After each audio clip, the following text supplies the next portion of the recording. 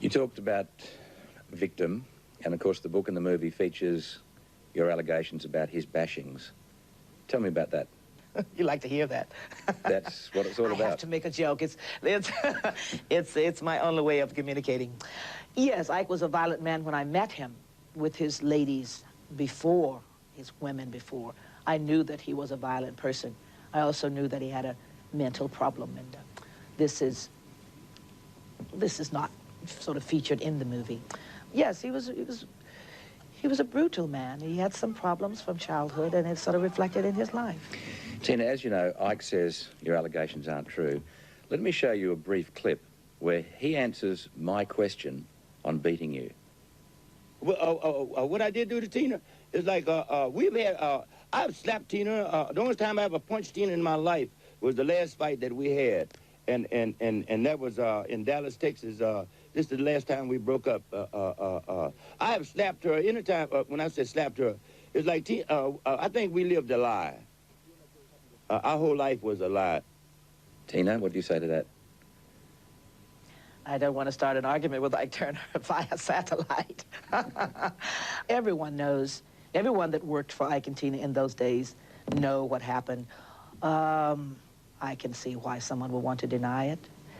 It shows, you know, not a very good character, but I have nothing to say. Okay, well, let's put the violence aside because it certainly had a good airing in the book and will have in the movie. But there was another thing he said, and I can understand maybe he's trying to get back at you, but I'd like to put it to you because it seems so unusual. He said about you that he believed you didn't want to be black. I'd like you to see him now say that. She don't even associate with anybody that knew the two of us. In other words, there's not one black employee around her. None, not even a musician. Tina, what do you say to that?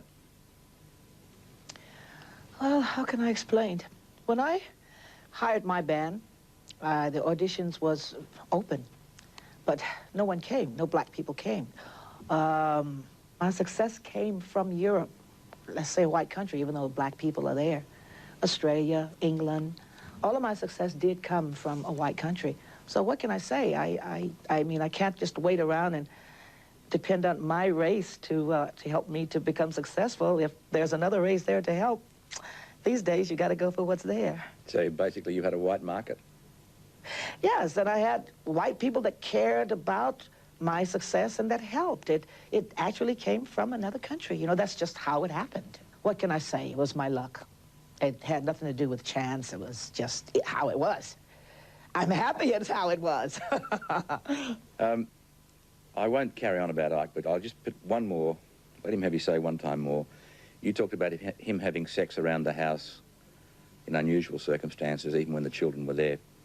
Here's what he had to say about that. She knew what I liked and disliked. For 4 years, she was getting girls for me. I mean, I would tell her, go get this girl and send her over to the house, and etc. So she knew what I liked and disliked about women. Tina? Yeah, I knew what he liked and disliked because they were all around me. Yes, Ike's women were basically the secretaries, the Ikeettes, and I don't recall actually getting women for Ike. I was friendly with everybody that was there, but actually I had no freedom to go out and get anybody because we were all basically locked in, so there was no freedom for this kind of a thing. Whoever was there was whoever he had brought in, you know, that's how it was. You seem very calm and accepting about the bad times with him, and even seeing those clips, you take it pretty calmly. I'm past it. It's been 16 years since I haven't been with Ike. And the movie and the book is bringing me back to the past of something that was really awful. My life is wonderful at the moment. I hold no anger, and it doesn't matter to me what a lot of people say, you know. I know the difference. I'm a happy person now, and I don't dwell on unhappiness.